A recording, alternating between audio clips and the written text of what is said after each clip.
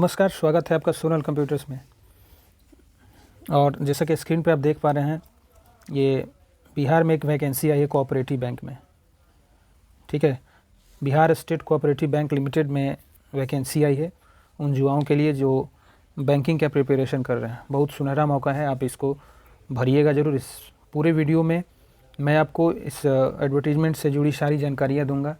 क्या वेतन होगा, क्या एज होगा, क्या आपका एलिजिबिलिटी होगा, इसका पाठ्यक्रम क्या होगा, ऑनलाइन लिंक्स, उसका ऑनलाइन नोटिफिकेशन का लिंक, तो ये सारी चीज़ें आपको अंत तक मिल जाएंगी। आप इस वीडियो को अंत तक ज़रूर देखिएगा। और अगर आपने मेरे चैनल को सब्सक्राइब नहीं किया है तो मेरे चैनल को सब्सक्राइब भी कर दीजिएगा। तो देखिए, आपका बिहार असिस्टेंट मैनेजर और असिस्टेंट मल्टीपर्पज़, ये मल्टीपर्पज़ असिस्टेंट के लिए बहाली है और एक 2 पोस्ट के लिए ये Bihar state cooperative bank limited में बहाली आई है। तो इसको आप देख लीजिए। बात करते हैं इम्पोर्टेंट डेट्स की। तो आपका एप्लीकेशन की शुरुआत 9 सितंबर 2022 से हुआ है और इसका जो लास्ट डेट है एप्लीकेशन का अप्लाई करने का, वो आगामी 9 अक्टूबर है। तो 9 अक्टूबर 2022 तक आप फॉर्म को भर सकते हैं। वहीं आप एग्ज़ाम फ़ी जो है वो 9 अक्टूबर 2022 तक सबमिट कर सकते हैं। और रही बात एग्ज़ाम की, तो नवंबर दिसंबर 2022 में ये टेंटेटिव है, मतलब अनुमानित है, डेट घट या बढ़ सकता है। लेकिन ध्यान रखिएगा, आप उसी को लेकर के प्रिपरेशन अपना तेज़ कीजिएगा। और एडमिट कार्ड 10 दिन के पहले आ जाता है आपका वेबसाइट पे, तो इसके लिए टेंशन नहीं लेना है। एप्लीकेशन फ़ी की अगर जहाँ तक बात करें तो जनरल, ओबीसी और अदर स्टेट के जो भी कैंडिडेट हैं उनके लिए 850 रुपये लगेंगे। जैसे कि अदर स्टेट के अगर आप SC ST या कोई भी कैटेगरी के हैं तो आपको आरक्षण का यहाँ लाभ नहीं मिलता है। इसीलिए आपको जनरल, OBC और अदर स्टेट के जितने भी कैंडिडेट हैं उनको 850 रुपये पेड करना होगा। जबकि SC ST और PH यानी फिजिकली हैंडीकैप जो दिव्यांग है उनके लिए 650 रुपये का फ़ी लगेगा। और आपका पेमेंट जो है वो debit card, credit card, net banking और UPI का जो भी आप गूगल पे या फ़ोन पे वगैरह जो भी ID आपने बना रखा है उसके द्वारा भी आपका पेमेंट इसमें हो जाएगा। एज, देखिए, उम्र सबसे बड़ी बाधा होती है किसी वैकेंसी में। अगर आपका एज ख़त्म हो गया है तो उसके लिए आप एलिजिबल नहीं है। लेकिन 1/8/2022 को ये एज की गणना की जाएगी और 18 साल आपका पूरा होना चाहिए। 18 साल से नीचे हैं तो भी नहीं भर सकेंगे। तो 18 साल अगर आपने पूर्ण कर लिया है तो आप फॉर्म को अप्लाई कर सकते हैं। और 33 साल से ज़्यादा उम्र आपका नहीं होना चाहिए। 33 साल का एज अगर आपका है 18 से 33 के बीच में, तो आप निश्चित तौर पर आप फॉर्म को भर सकते हैं। और एज रिलैक्सेशन बिहार गवर्नमेंट के द्वारा जो दिया गया है, जैसे कि OBC के लिए 3 साल है। तो अगर आप 18 साल के हैं, 33 साल के हो गए हैं, OBC के अंतर्गत आते हैं, तो आप 36 साल तक फॉर्म को भर सकते हैं। यानी 3 साल का OBC को छूट और 5 ईयर का जो छूट है वो SC ST के कैंडिडेट के लिए मिलता है बिहार में। तो ये ध्यान में रखते हुए आप फॉर्म को भर सकते हैं। उसके बाद वैकेंसी डिटेल जो है, 276 पोस्ट पे वैकेंसी है, 276 पोस्ट है बिहार में। और असिस्टेंट मैनेजर का जो पोस्ट है वो 31 है।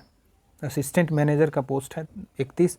उसके लिए आपको क्वालिफ़िकेशन चाहिए bachelor degree in any stream from recognize university in India. In India के किसी भी रिकॉग्नाइज यूनिवर्सिटी से आपका ये होना चाहिए। कंप्यूटर का भी ज्ञान आपको अवश्य होना चाहिए।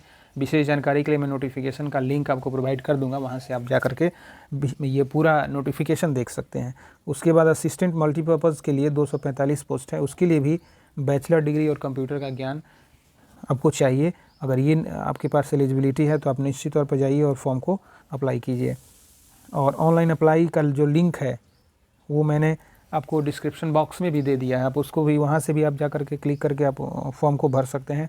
या इस लिंक को भी लिख लीजिए, कॉपी कर लीजिए और उसको जा करके किसी भी ब्राउज़र में, ओपेरा मिनी या किसी भी गूगल क्रोम या कोई भी मोजिला फायरफॉक्स कोई भी ब्राउज़र हो, उसमें आप आ जाकर ओपन कर लीजिए। वैसे मैंने लिंक भी आपको दे दिया है। अब देखिए, ऑनलाइन प्रारंभिक परीक्षा पाठ्यक्रम क्या है। ठीक है, तो जो परीक्षा होगी वो CBT होगी आजकल। तो कंप्यूटर बेस्ड टेस्ट होगा आपका। उसमें आपको इंग्लिश लैंग्वेज से टेस्ट होगा। 30 क्वेश्चन आएंगे आपको। 30 क्वेश्चन में आपको 30 मार्क्स होगा। मीडियम इंग्लिश का तो स्वाभाविक है, इंग्लिश में ही होगा। और 20 मिनट इसके लिए आपको समय दिया जाएगा। क्वांटिटेटिव एप्टीट्यूड के लिए आपको 35 क्वेश्चन आएंगे, उसमें 35 मार्क्स का होगा। इंग्लिश और हिंदी दोनों में आपका होगा। हिंदी में देना चाहते हैं तो हिंदी में, इंग्लिश में देना चाहते हैं तो इंग्लिश में। इसके लिए भी आपको 20 मिनट का समय दिया जाएगा। और रीजनिंग एबिलिटी यानी तार्किक योग्यता के लिए आपको 35 प्रश्न होंगे और 35 मार्क्स ही होंगे। इसका भी जो मीडियम होगा हिंदी और इंग्लिश होगा, 20 मिनट इसके लिए भी समय दिया जाएगा। टोटल 1 घंटे में आपको जो है 100 प्रश्न हल कर लेने हैं, ठीक है। 100 प्रश्न को जो है आपको 60 मिनट में हल कर लेना है। तो आप उसी अनुसार अपना टाइमर लगा के प्रिपरेशन करेंगे, तभी जा कर के आप इस एग्ज़ाम को क्रैक करेंगे। देखिए उसके बाद आपको जो है मेंस एग्ज़ाम होगा। जब आप प्री एग्ज़ामिनेशन को क्वालिफाई कर लेंगे तो आपको मेंस एग्ज़ामिनेशन होगा। उसमें वहीं बैठेंगे जो प्री में क्वालिफाई कर चुके हैं। तो इसके लिए भी रीजनिंग का जहाँ तक प्रश्न है, रीजनिंग में आपको ये 40 क्वेश्चन आएंगे आपको, ठीक है। रीजनिंग में 40 क्वेश्चन आएंगे जिसमें 50 मार्क्स होगा और इसका भी मीडियम इंग्लिश और हिंदी दोनों होगा और 30 मिनट का समय आपको रीजनिंग के लिए दिया जाएगा। उसके बाद कंप्यूटर नॉलेज, मैंने आपको बताया भी था कि ग्रेजुएशन के साथ आपको कंप्यूटर का भी नॉलेज बहुत ज़रूरी है। किसी भी वैकेंसी के लिए आज के डेट में कंप्यूटर का नॉलेज आवश्यक है। आपको टेंशन नहीं लेना है, मेरे चैनल को सब्सक्राइब कर देना है। मैं अपने कंप्यूटर पे अपने चैनल पे कंप्यूटर का भी क्लासेज लेने जा रहा हूँ, तो इसीलिए मेरे चैनल को सब्सक्राइब ज़रूर कर दीजिएगा। तो 40 कंप्यूटर नॉलेज से 40 में ये क्वेश्चन आएंगे, ध्यान रखिएगा। और मैक्सिमम मार्क्स आपका जो है 20 होगा, इंग्लिश और हिंदी दोनों में ये होगा।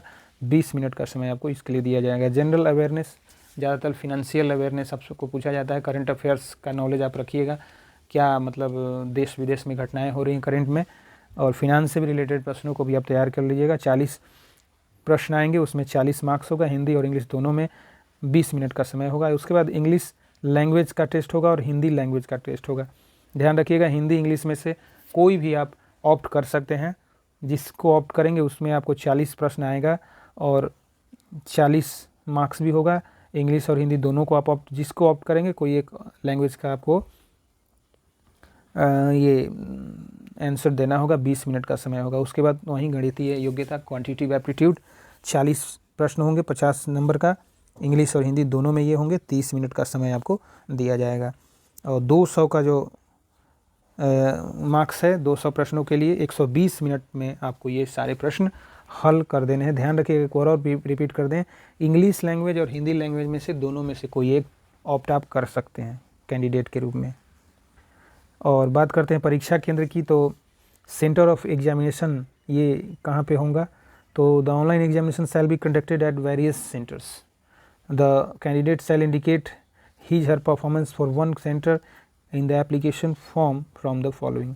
ये देखिए, बिहार में जितने भी आपको सेंटर दिए गए हैं, जैसे बिहार में एक आरा है, भागलपुर है, बिहार दरभंगा, गया, मुजफ्फरपुर, पटना और पूर्णिया, इतने सेंटर में से आपको कहीं भी सेंटर एग्जामिनेशन का दिया जा सकता है। वो कोई मैटर नहीं करता है, लेकिन बिहार में ही इसका एग्जामिनेशन होगा। तो चलिए, उम्मीद करते हैं कि ये जानकारी आपको बहुत अच्छी लगी होगी। मैं आपको लिंक भी प्रोवाइड कर दूंगा, नोटिफिकेशन और कहाँ से ऑनलाइन अप्लाई करेंगे, डिस्क्रिप्शन बॉक्स में। इसी तरह से वीडियो के लिए मेरे चैनल को सब्सक्राइब ज़रूर कीजिएगा। धन्यवाद।